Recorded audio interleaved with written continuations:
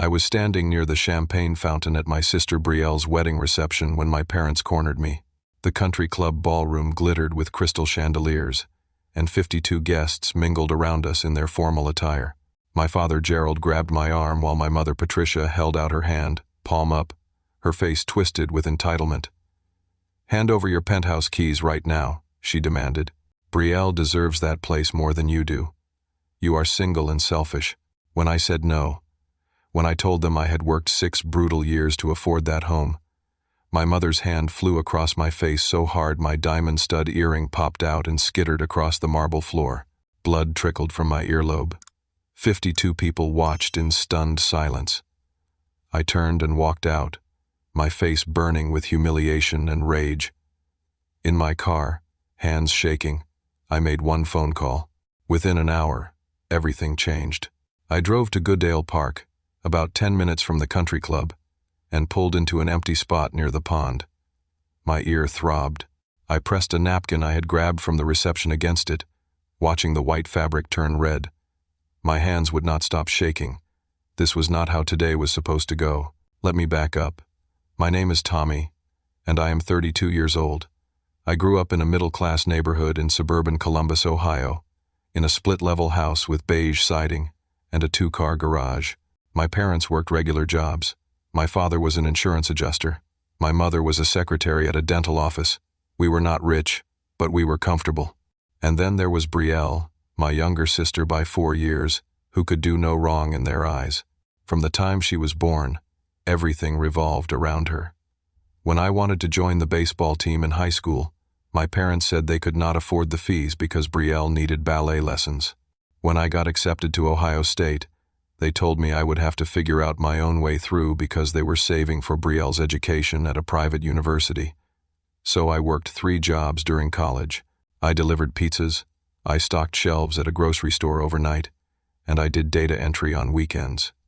I slept 4 hours a night for 4 years. I graduated with a degree in computer science and exactly $47 in my bank account. Brielle went to a private school in Pennsylvania that cost $50,000 a year.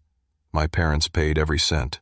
After college, I moved into a 400-square-foot studio apartment that smelled like old grease and had a radiator that clanked all night. I started building a software security company from that tiny apartment.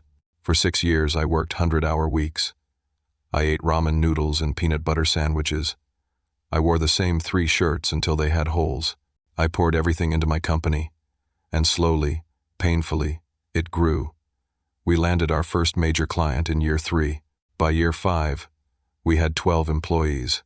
By year 6, we were doing revenue of $8.3 million annually. 2 years ago, I bought my dream penthouse in downtown Columbus for $1.2 million. It was on the 23rd floor of a glass tower with floor-to-ceiling windows overlooking the Scioto River. It had 3 bedrooms, 3 bathrooms, a chef's kitchen with marble countertops, and a balcony that wrapped around 2 sides.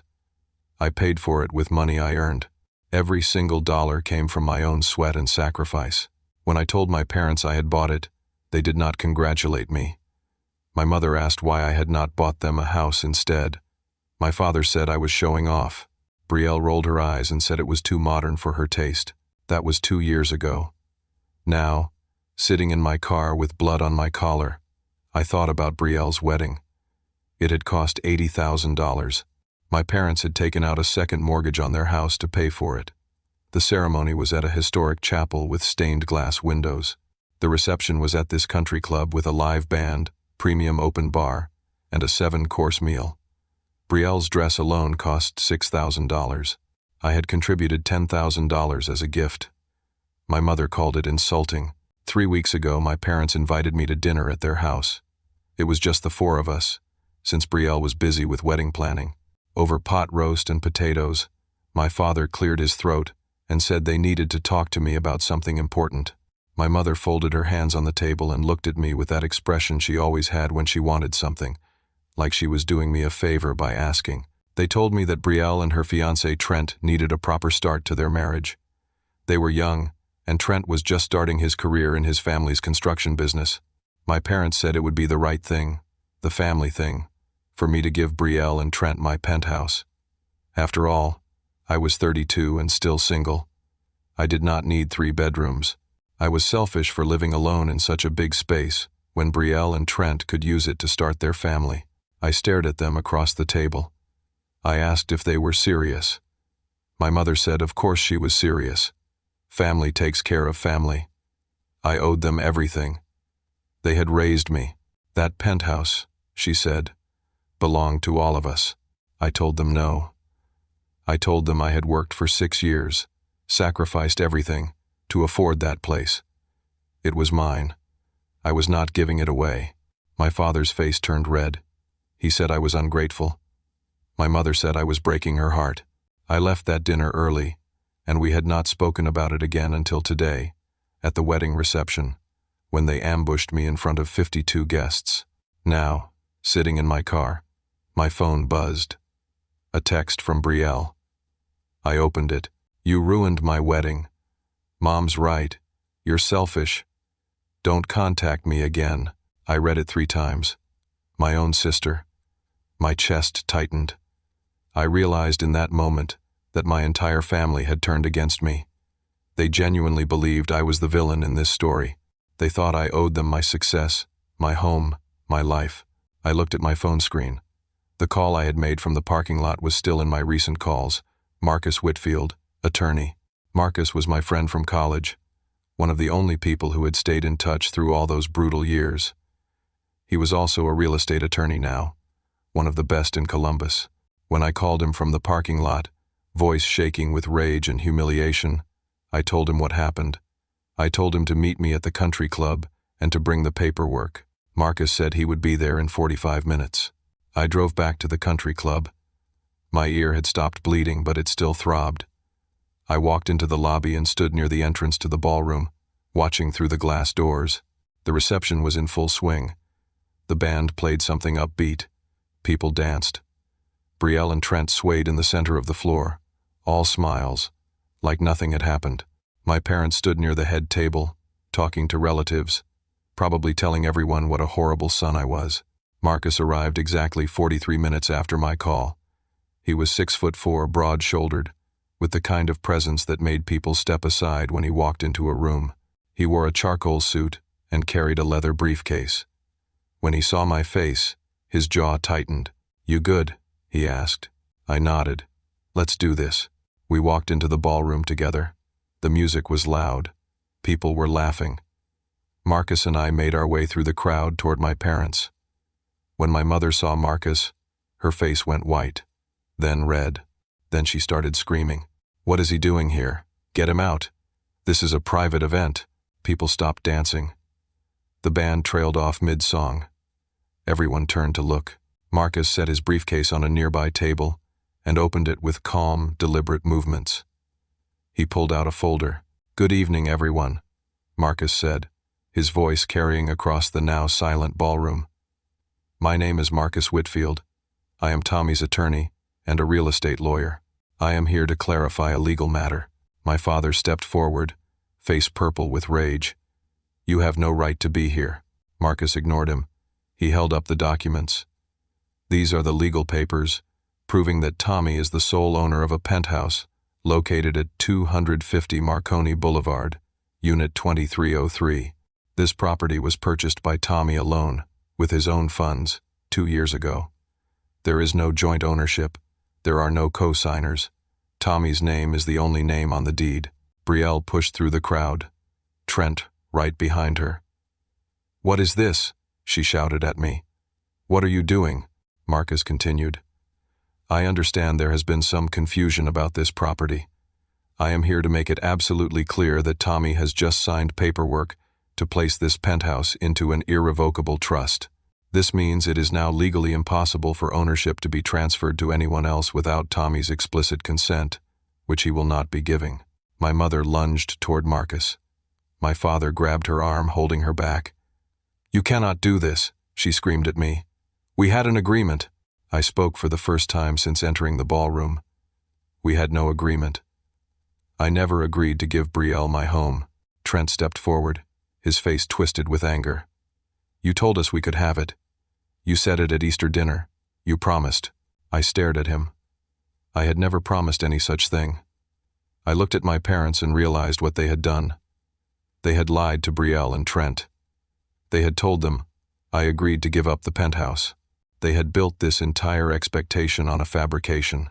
I never said that, I told Trent. I have never agreed to give anyone my penthouse. Brielle started crying, big dramatic sobs. Trent put his arm around her. The guests stood in awkward silence, some whispering, some recording on their phones. Marcus closed his briefcase. The matter is settled. Tommy's property is protected. I suggest everyone return to celebrating the wedding. My father tried to physically push Marcus toward the door. Marcus did not budge. He simply looked at my father with the kind of stare that made grown men back down. My father took a step back. I turned to leave. Marcus followed. As we reached the ballroom doors, Marcus leaned close and said, "We need to talk. Outside." Now, we walked out to the parking lot, away from the building. Marcus's expression was grim. "Tommy, there's something you need to know. Something worse than what just happened in there." "What?" I asked. Marcus pulled out his phone and opened an app. It was a security system interface. He turned the screen toward me. "These are the access logs for your penthouse building. I pulled them this morning when you first told me what your parents were demanding.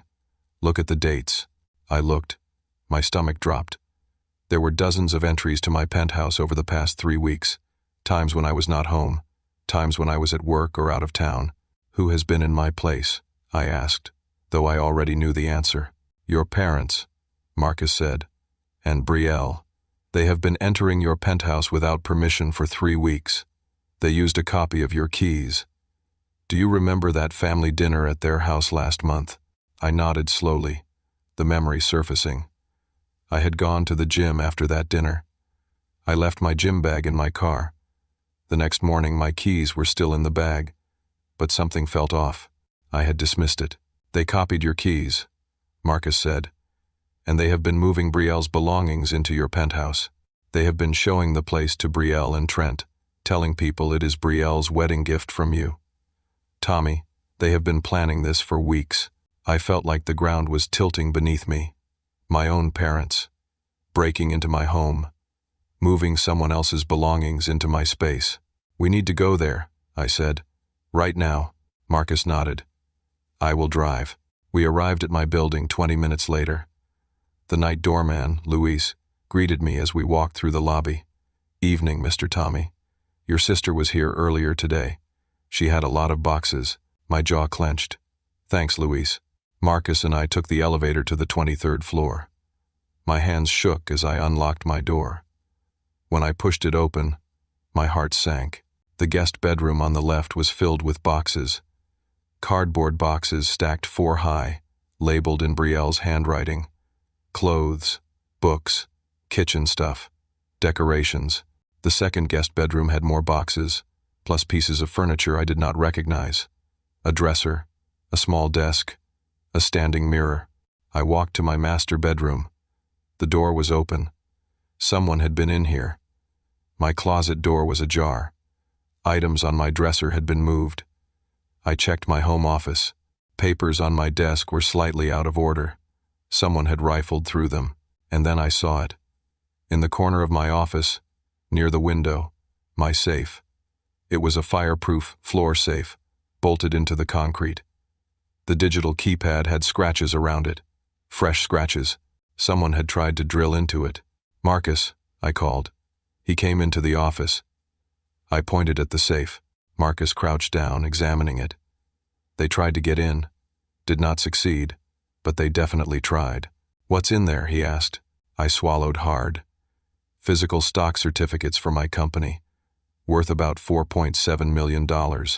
I keep them here instead of a bank deposit box, because I want immediate access if I ever need to liquidate fast." Marcus stood up. "Call the police. Right now." I pulled out my phone and dialed 911. I reported a breaking and entering at my address. The dispatcher said officers would arrive within 15 minutes. While we waited, Marcus examined the safe more closely. He pulled out his phone and took pictures.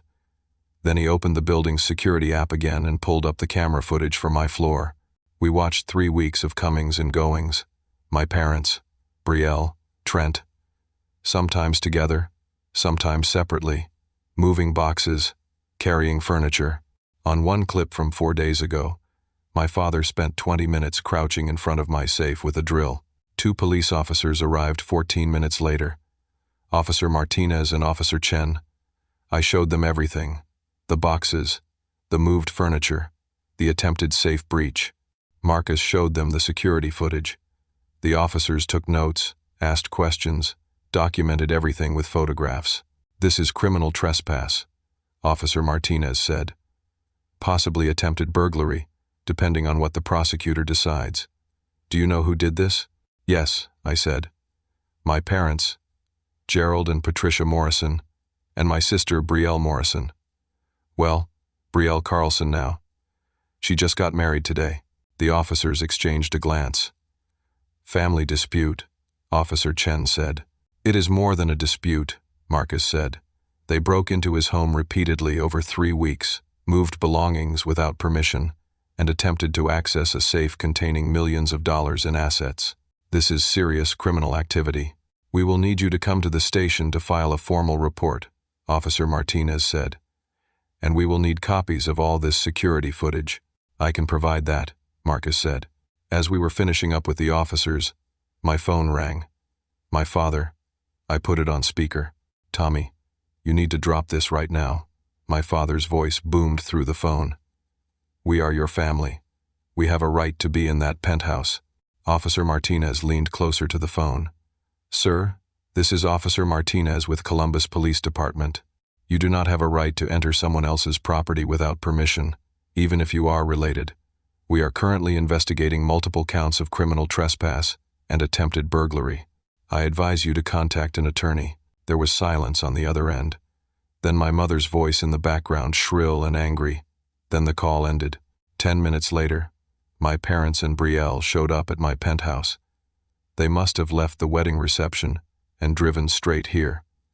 The officers were still present, finishing their paperwork. My father burst through the door, my mother and Brielle right behind him. What is the meaning of this? He shouted. This is family business. Officer Chen stepped forward. Sir, you need to calm down. My mother pointed at me. He is doing this to ruin Brielle's wedding day. He is vindictive and cruel. Ma'am, Officer Martinez said, your son has evidence that you have been entering his property without permission for 3 weeks. That is a crime. We are his parents. My mother screamed. We raised him. This penthouse belongs to all of us. That is not how property law works, Marcus said calmly. My father took a step toward Marcus, fists clenched. Officer Chen moved between them. Sir, do not make this worse. You are already facing charges. Do not add assault to the list. My father's face was purple. He was breathing hard.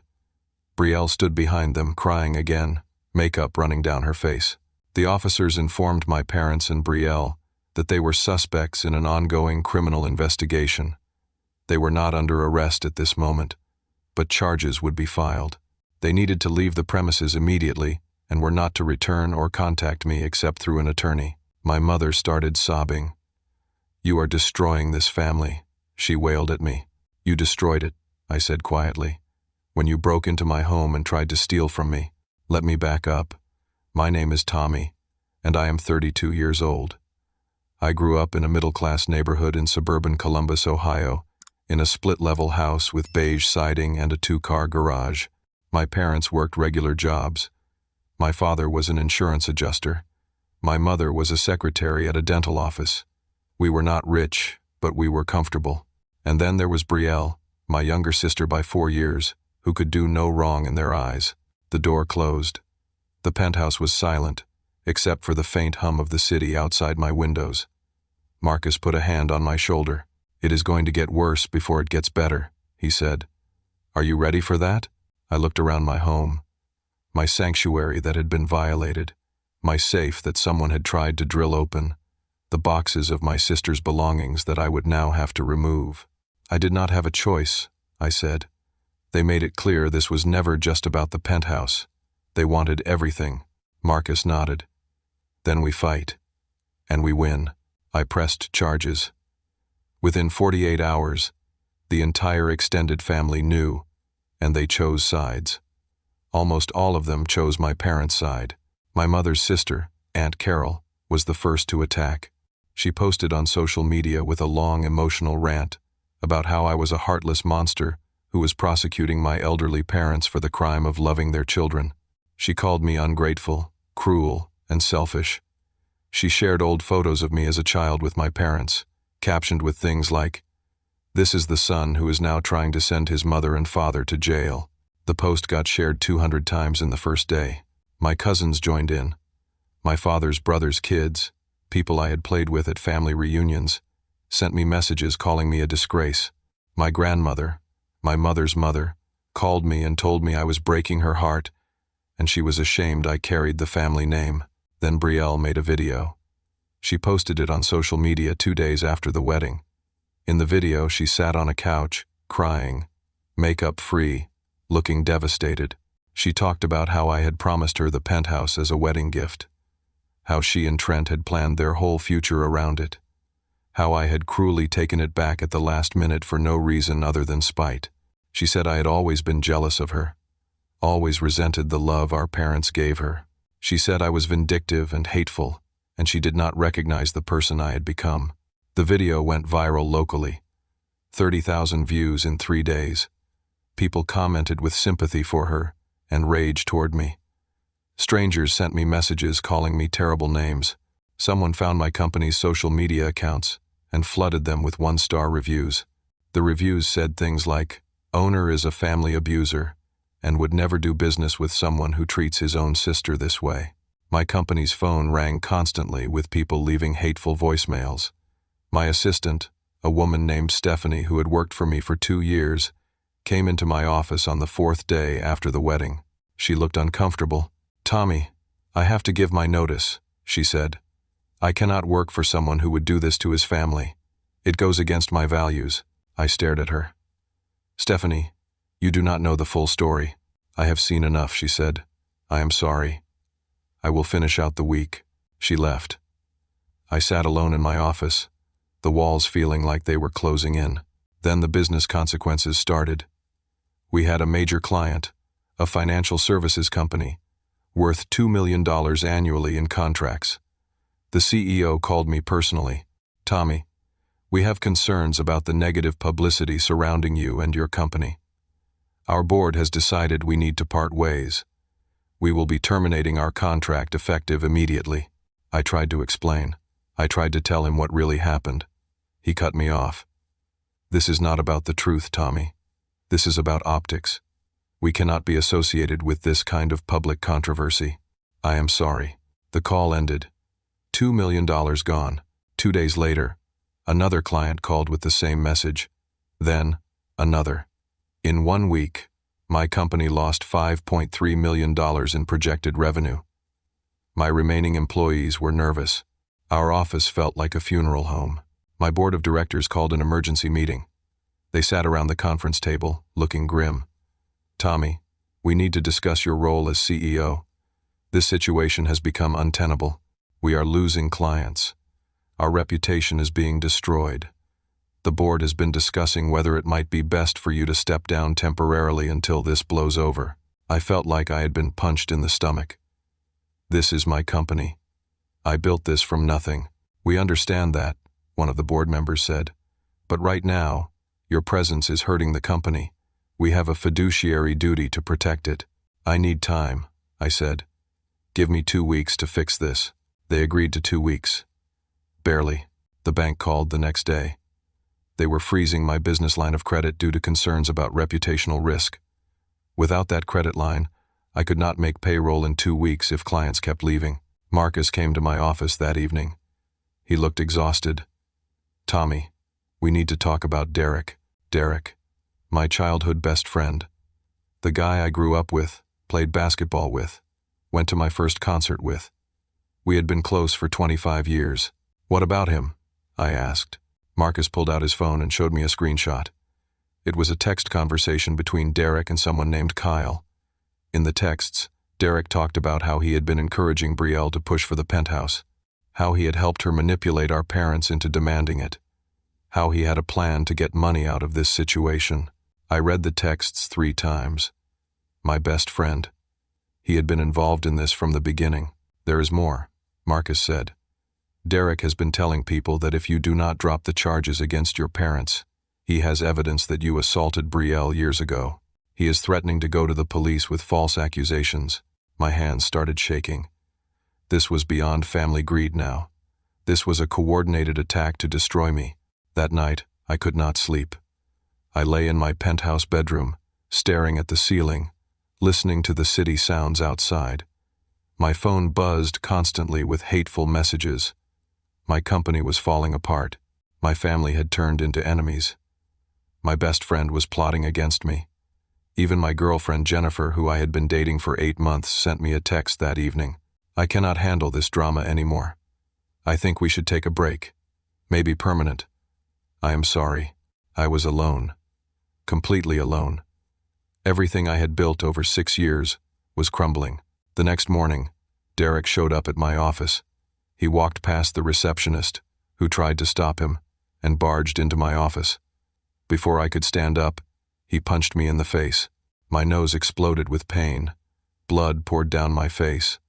I fell back into my chair. Derek stood over me, breathing hard. "Drop the charges, Tommy. Drop them, or I will destroy you. I will go to the police and tell them you abused Brielle when she was in high school. I will say I witnessed it. I have other people who will back me up. You will lose everything. Your company, your freedom, everything." He walked out, leaving me with a broken nose and blood soaking into my shirt. I drove myself to the emergency room. 3 hours later, my nose was set and bandaged. The doctor asked if I wanted to file a police report about the assault. I said no. What was the point? It would just make everything worse. I drove home, face throbbing, and sat in my penthouse as the sun set over Columbus. I looked around at the space I had worked so hard to afford. The floor-to-ceiling windows, the marble countertops, the balcony with the city lights spreading out below. All of it felt hollow now. My phone buzzed. Another hateful message. I turned it off. I had never felt so defeated in my entire life. The next morning, the major financial services client officially sent the cancellation notice. $2 million gone. Within 3 days, 2 more clients followed. My company had now lost $5.3 million in projected revenue. The remaining employees whispered in the hallways. I could see the fear in their eyes. They were wondering if the company would survive. They were wondering if they should start looking for new jobs. My board of directors called another emergency meeting. This time, their faces were harder. "Tommy, we have made a decision. We are asking you to step down as CEO effective immediately. You can remain on the board, but we need new leadership while this crisis continues." I felt numb. "This is my company. We understand," the chairman said. "But it is also our investment. And right now, you are a liability. We have already identified an interim CEO. This is not personal. It is business." I left the meeting in a daze. My own company. The thing I had built from nothing. And they were removing me from it. From the time she was born, everything revolved around her. When I wanted to join the baseball team in high school, my parents said they could not afford the fees because Brielle needed ballet lessons. When I got accepted to Ohio State, they told me I would have to figure out my own way through because they were saving for Brielle's education at a private university. So I worked 3 jobs during college. And even if you are eventually cleared, the accusation alone will destroy what is left of your reputation. "What do I do?" I asked. Marcus was quiet for a moment. "I do not know yet. But we need to be prepared for him to make a move." That evening, my parents and their attorney held a press conference. It was covered by local news.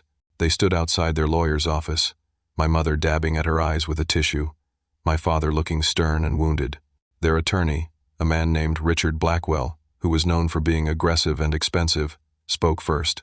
"My clients, Gerald and Patricia Morrison, are loving parents who are being persecuted by their own son. They are elderly, hard-working people who sacrificed everything to raise their children.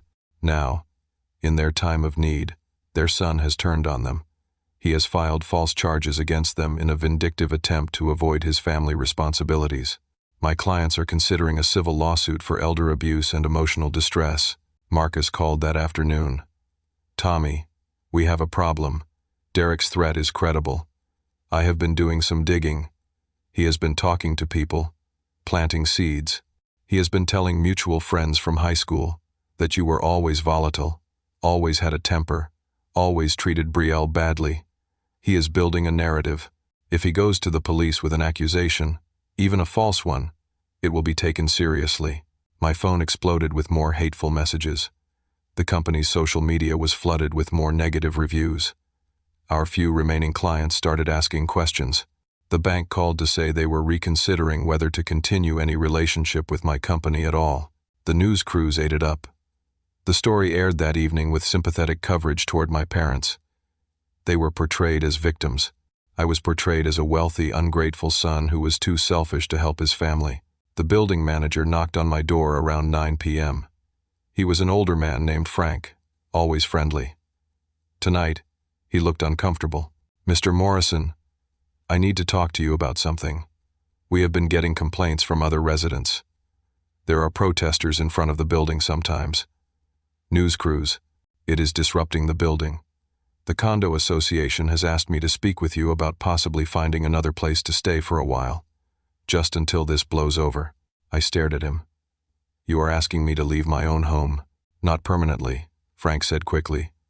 Just temporarily. To give things a chance to calm down. I closed the door without responding. I could not sleep that night. At 2 a.m., I was sitting on my balcony, looking down at the street 23 floors below, when my phone buzzed. An email. From an address I did not recognize. The subject line said, "You need to see this." I almost deleted it as spam, but something made me open it. There was no message in the body of the email. Just a video file attached. I downloaded it and pressed play. The video showed Derek and Brielle in what looked like Derek's apartment. The timestamp said it was from 2 months before the wedding. They were sitting on a couch, drinks in hand, talking and laughing. So when do we make the move on the penthouse? Derek said on the video. Brielle grinned. After the wedding. Tommy will be in a good mood, surrounded by family. Mom and Dad will hit him up in public so he feels pressured. If he says no, Mom will make a scene. Then we move to phase 2. And Trent has no idea, Derek asked. Trent is an idiot, Brielle said, laughing. I never loved him. I am marrying him for access to his family's construction business. Once we have the penthouse and the connections, I will divorce him, and we can be together. Split everything 50-50, Derek raised his glass. To stupid rich guys who trust the wrong people, they clinked glasses. The video continued. Derek talked about how they would manipulate my parents by feeding them lies about me. Brielle mentioned that if I resisted, they would use Derek's friendship to threaten me with false accusations. Derek talked about how he had dirt on Trent's family, some illegal payoffs on city construction contracts that they could use as leverage later if needed. The video was 11 minutes long. By the end, I understood that this had never been about family need or wedding gifts. This was a calculated conspiracy to steal from me. But who sent this video? And why? I scrolled to the bottom of the email. There was a short message I had missed at first. There are 4 other people who know about this plan. Find them before they destroy you. You have 72 hours before Derek finds out I sent this. Be smart. 4 other people. A larger conspiracy. And I had 3 days. I forwarded the video to Marcus immediately with a single message. Call me as soon as you wake up. Emergency. Then I sat on my balcony and watched the sun rise over Columbus, my broken nose throbbing, my mind racing. For the first time in 2 weeks, I felt something other than defeat. I felt the cold, clear focus of someone who finally understood the game being played, and I was going to win. Marcus called me at 6:30 a.m. I had not slept. I told him about the video. He was at my penthouse 40 minutes later. We watched the video together 3 times. Marcus's expression grew darker with each viewing. This is a conspiracy to commit fraud, he said. Possibly extortion. This changes everything. But we need to verify this video is real. and we need to find out who sent it. We spent the next 3 hours working. Marcus had connections with a digital forensics expert who confirmed the video had not been edited or manipulated. It was genuine. Then we started tracing the email. The IP address led to a business location, Carlson Construction, Trent's family company. Someone inside Trent's family business sent this, Marcus said. Someone who knows about the conspiracy and wants to stop it. We need to go there, I said. Marcus shook his head. Too risky. If Derek finds out we are asking questions, he will know someone leaked the video. We need to be smart about this. He made some calls. By early afternoon, we had a name. The email came from a computer used by an executive assistant at Carlson Construction. Her name was Vanessa Wright. Marcus and I drove to a coffee shop 3 blocks from Carlson Construction. Marcus texted Vanessa from a burner phone, using information he had gathered about her. He told her we knew she sent the video and we needed to talk. It was safe. We just wanted information. 20 minutes later, Vanessa walked into the coffee shop. She was in her late 30s, professional looking, with tired eyes. She sat across from us in a back booth. "Why did you send the video?" Marcus asked. Vanessa looked at me, then at Marcus. "Because Derek tried to recruit me into his scheme 2 months ago. He offered me $50,000 to help feed false information to Trent about Tommy. He wanted me to make Trent believe Tommy was a threat to the family business. I said no. I told him I would not be part of something like that. But I kept my mouth shut because I was scared. Then I saw what was happening to you on the news. I realized they were going to destroy your entire life. I could not let that happen without at least trying to warn you." "Who else is involved?" I asked. The email said there are 4 other people. Vanessa pulled out her phone and opened a notes app. She had been keeping records. "Derek is the ringleader," she said. "His business partner, a man named Kyle Henderson, is involved. Kyle's company is bankrupt. He needs money desperately. Derek promised him $200,000 from the sale of your penthouse and whatever else they could get from you." She scrolled down. "Brielle's college roommate, Amanda Price, is involved. She has been secretly recording your conversations at family gatherings for months. She is editing the recordings to make you sound abusive and controlling. Derek is paying her $50,000. My stomach turned. Amanda. I had trusted her. She had been to my penthouse for dinner parties. "Who else?" Marcus asked. "Your father's friend, Russell Grant. He is the one who gave your father all those bad investment tips. He deliberately put your father in debt to make him desperate. Russell gets a percentage of whatever money your parents extract from you. And finally," Vanessa said, "your Aunt Carol. She has been running the social media campaign against you. She is being paid $75,000 to destroy your reputation using her influence. Carol has always been jealous of your success. When Derek approached her, she jumped at the chance. So 5 people, Marcus said. Derek, Kyle, Amanda, Russell, and Carol. All working together. 6, if you count Brielle, Vanessa said, though she is more of Derek's puppet than a real conspirator. "What is the end game?" I asked. "What do they really want?" Vanessa looked at me sadly. "Everything. Derek's plan is multi-layered. First, get the penthouse and sell it fast. Split the money. Second, use the false abuse allegations to force you into a settlement where you sign over shares of your company to make the allegations go away. Third, once you are out of your company, Kyle has a buyer lined up for your shares at a drastically reduced price. They will all get kickbacks. By the time they are done, you will have nothing. No home, no company, no reputation. They will have divided up everything you built. "How much time do we have?" Marcus asked. Vanessa checked her phone. "Derek is planning to file the false police report about you assaulting Brielle in 3 days. That is his timeline. Once that report is filed, everything accelerates. You will be arrested. The media will go insane. Your company will be finished. Even if you are eventually cleared, the damage will be permanent." 3 days, I said. "We have 3 days to stop this." Vanessa nodded. "I have more documentation. Financial transfers between the conspirators. Text messages. Emails. I have been collecting everything I can. I can give it all to you. But you need to understand something. These people are dangerous. Derek is desperate. Kyle owes money to loan sharks. They are not going to just back down. We will handle it, Marcus said. Over the next 2 days, Marcus and I worked non-stop. We hired a private investigator who dug up more information. Derek had gambling debts totaling $80,000 owed to some very dangerous people. Kyle's business had filed for bankruptcy protection 3 months ago. He was being sued by multiple creditors. Amanda had been fired from her last 2 jobs for ethical violations. Russell had a history of running financial scams. Carol's own business had failed spectacularly 5 years ago, leaving her bitter and broke. The private investigator also found the buyer Kyle had lined up for my company shares. It was a shell corporation traced back to a group of investors who specialized in hostile takeovers of distressed companies.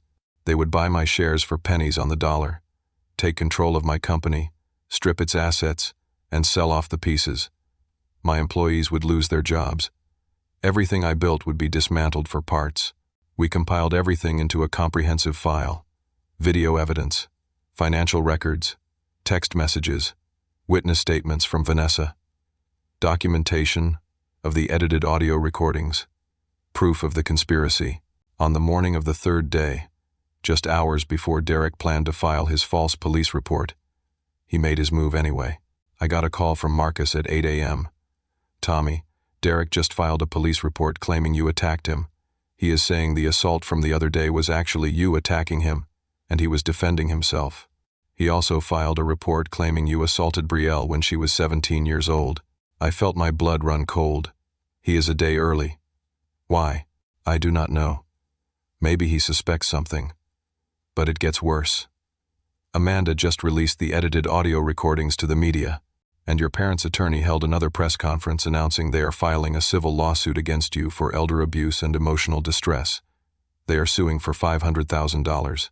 I turned on the television. The local news was covering it. The edited audio recordings played over footage of me. In the recordings, my voice sounded cold and threatening. The editing made it seem like I was verbally abusing Brielle. The context was stripped away. It sounded damning. The news anchor said, "Disturbing new evidence has emerged in the Morrison family dispute. Warning. Some viewers may find this audio upsetting." My phone started buzzing. The interim CEO of my company, the remaining board members, clients, everyone was seeing this. Marcus called back. The prosecutor has issued an arrest warrant based on Derek's allegations and the audio recordings. You have 6 hours before they come to arrest you. 6 hours. In 6 hours, I would be arrested. My face would be on the news. My company would be destroyed. Everything would be over. Marcus, I said, my voice surprisingly calm. It is time. We go nuclear. Right now. He was quiet for a moment. You sure? Once we do this, there is no going back. I am sure. Make the calls. Marcus hung up. I sat in my penthouse, looking out at Columbus in the morning light. 6 hours until my arrest. 6 hours until everything ended, unless we could turn this around in time. My phone rang. It was a number I did not recognize. I answered. Mr. Morrison, this is Rachel Stone from the Columbus Investigative Network. I am an investigative journalist. I received an anonymous tip that you have evidence of a conspiracy against you. I would like to talk. I smiled for the first time in weeks. Marcus worked fast. Miss Stone, I said, how quickly can you get to my office? Rachel Stone met me at my office at 9:30 a.m. She was in her 40s, sharp eyes, carrying a recording device and a laptop. Marcus was already there with all our documentation spread across the conference room table. I have 4 hours before the police arrest me, I told Rachel. So let me be direct. I have evidence of a 6-person conspiracy to defraud me, destroy my reputation, and steal my assets. I have video evidence, financial records, witness testimony, and documentation of fabricated evidence. I am giving you exclusive access to everything, but I need you to verify it and publish it before noon. Rachel looked at the conference table, then at me. That is a very tight timeline. I know. But if you can do this, you will have the story of the year. Rachel spent the next 3 hours working. She verified the conspiracy video with her own forensic expert. She interviewed Vanessa by video call. She reviewed the financial records, showing payments between the conspirators. She examined the original, unedited audio recordings and compared them to Amanda's edited versions. She traced the Shell Corporation back to the hostile takeover group. She verified Derek's gambling debts, Kyle's bankruptcy, Russell's history of scams, and Carol's failed business. At 11:45 a.m., Rachel looked up from her laptop. "This is real. All of it. Mr. Morrison, this is one of the most comprehensive conspiracies I have ever seen. I am publishing in 15 minutes. She worked furiously, writing and uploading. At noon exactly, her article went live on the Columbus Investigative Network website. The headline read, "Local Entrepreneur, Targeted by Family Conspiracy. Exclusive Evidence Reveals Plot to Steal Millions." The article was detailed and devastating. It included the conspiracy video, screenshots of the financial transfers, testimony from Vanessa, analysis of the edited audio, and documentation of every step of the scheme. It named every conspirator. It showed their motives. It exposed the entire operation. Within 30 minutes, the article had 20,000 views. Within an hour, it had 100,000. Local news picked it up, then regional news. By early afternoon, national news outlets were covering it. Public opinion shifted instantly. The comments section filled with people apologizing for believing the lies about me. People expressed outrage at Derek, Brielle, and my parents. The conspiracy video was shared everywhere. At 1 p.m., Marcus got a call from the prosecutor's office. They had seen the article. They wanted to meet immediately. Marcus and I drove to the prosecutor's office with all our original evidence. We spent 2 hours going through everything with the assistant prosecutor, a woman named Jennifer Dunn. At 3 p.m., she made her decision. "Mr. Morrison, based on this evidence, we are dropping all charges against you. The allegations were clearly fabricated.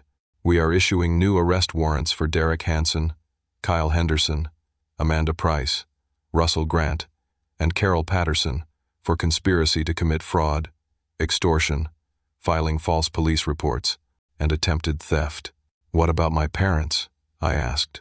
"Your parents were manipulated, but they did commit criminal trespass and attempted burglary. However, given their age and the circumstances, we are willing to offer them a deal. If they plead guilty to misdemeanor trespass, pay restitution, and issue a public apology, we will not pursue felony charges." I nodded. "That seems fair." By 4 p.m., police were making arrests. Derek was arrested at his apartment. Kyle was arrested at his office. Amanda was caught at the airport trying to flee. Russell and Carol were arrested at my parents' house, where they had gathered to celebrate what they thought would be my arrest. The news covered every arrest. The footage of Derek being walked out in handcuffs was played on repeat. The conspiracy video was analyzed by legal experts on television. Everyone was talking about it. My parents, faced with undeniable evidence and the collapse of the conspiracy, met with the prosecutor. They took the deal. They pleaded guilty to misdemeanor trespass. They agreed to pay $15,000 in restitution, and they agreed to issue a public apology. The apology came 2 days later. My parents stood in front of cameras, looking small and broken. My mother read from a prepared statement, her voice shaking. "We want to apologize to our son, Tommy Morrison. We were manipulated by people we trusted. We allowed our financial desperation and our love for our daughter to cloud our judgment. We broke into Tommy's home. We tried to pressure him into giving up his property. We supported false accusations against him. We were wrong. Tommy built his success through hard work and sacrifice. He owed us nothing. We are deeply sorry for the pain we caused him. We hope someday he can forgive us."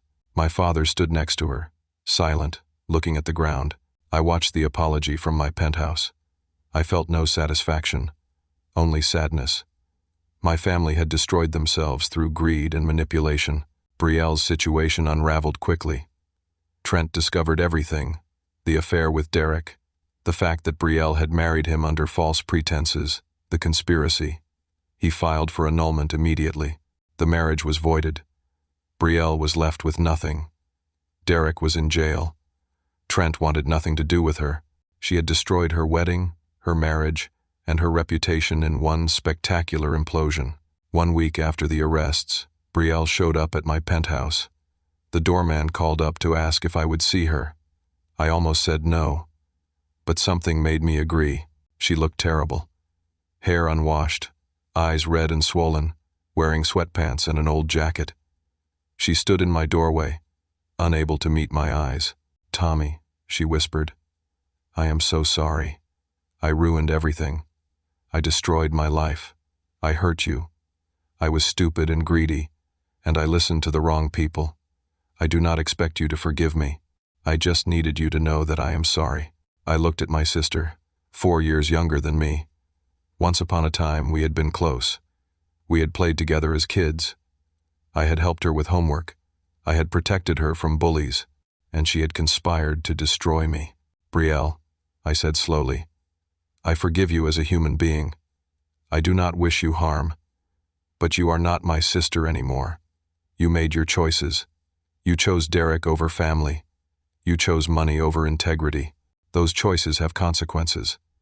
I have changed all my locks, all my passwords. You are not welcome in my home or my life. I hope you figure out who you want to be. But I will not be part of that journey." She started crying. "Please, Tommy, I have no one. Mom and Dad are not talking to me. Trent wants nothing to do with me. Derek is in jail. I have nowhere to go. That is not my problem," I said gently but firmly. "You are an adult. You made adult decisions. Now you deal with adult consequences. Goodbye, Brielle." I closed the door. I heard her crying in the hallway for a few minutes. Then silence. Then the elevator doors. I never saw her again. My company recovered. The clients who had left came back, apologizing profusely. New clients reached out, impressed by how I had handled the situation. Within a month, we had signed 3 new major contracts, worth $8.4 million. The board of directors held a meeting and unanimously reinstated me as CEO. They apologized for doubting me. My employees threw a welcome back party in the office. They gave me a card that everyone had signed. It said, "We never stopped believing in you." Jennifer, my ex-girlfriend, sent me a text asking if we could talk. I deleted it without responding. When I needed her, she had abandoned me. That told me everything I needed to know about her character. The criminal trials took months. Derek, Kyle, Amanda, Russell, and Carol were all convicted. Derek got 4 years in prison for conspiracy, extortion, and fraud. Kyle got 3 years. Amanda got 2 years. Russell got 18 months. Carol got 1 year plus community service. They also had to pay massive fines and restitution. My parents served 6 months of probation. They were working minimum wage jobs to pay the restitution. Their house was in foreclosure because of the second mortgage they took for Brielle's wedding. They sent me letters occasionally, asking if we could rebuild our relationship. I wrote back once, a short message. "I need time, possibly years. Do not contact me unless I reach out first." I was not sure I would ever reach out. 6 months after the arrests, I was doing better than I had been in years. My company had grown 40%. We hired 12 new employees. I had paid off the last of my business loans. I was debt-free with millions in the bank. I started dating someone new. Her name was Claire, and she was Marcus's younger sister. She was a teacher, kind and thoughtful, with no interest in my money. She valued integrity and honesty. We took things slow. It felt healthy. One evening, 9 months after Brielle's wedding, I stood on my penthouse balcony looking out at Columbus. The sun was setting, painting the sky orange and pink. The city spread out below me, alive and vibrant. I thought about everything that had happened. The betrayal, the conspiracy, the moment when I thought I would lose everything, the fight to survive. I had learned something important. Family is not defined by blood. Family is defined by who shows up when things are hard. Marcus had shown up. Vanessa had shown up, risking her job to help a stranger. My employees had shown up, believing in me even when the world thought I was a monster. My biological family had shown me that love without respect is just manipulation. That people who truly care about you do not try to steal from you. that sometimes the people who gave you life are not the people who support your life. I had learned that success attracts vultures, people who see what you have built and think they deserve a piece of it simply because they exist near you. I had learned to protect what I built, not out of selfishness, but out of self-preservation. Most importantly, I had learned that standing up for yourself, even when everyone tells you that you are wrong, is not cruelty. It is survival. I built my company from a 400-square-foot studio apartment. I worked 100-hour weeks. I sacrificed relationships and sleep and comfort. Nobody handed me anything, and I was not going to hand it away just because someone thought I owed them for existing. My penthouse was mine. My company was mine. My life was mine. I had earned every single piece of it, and I had fought to keep it. I was alone on that balcony, but I was not lonely. I was surrounded by people who mattered, people who had integrity, people who showed up, and I was finally, truly free. I raised my glass of wine to the Columbus skyline, to survival, to integrity, to building a life worth protecting, and to knowing that sometimes the best thing you can do is walk away from people who only want to tear you down. I took a sip and smiled. Life was good. I had won. Not because I had destroyed my enemies, but because I had refused to let them destroy me. That was the real victory. Now I want to ask you something. Have you ever had to choose between family loyalty and protecting what you have worked for? How did you handle it? What would you have done in my situation? Leave a comment below and let me know your thoughts. If this story resonated with you, please hit that like button. It helps more people find these stories. And if you are not already subscribed, please subscribe to the channel. I share more stories like this every week.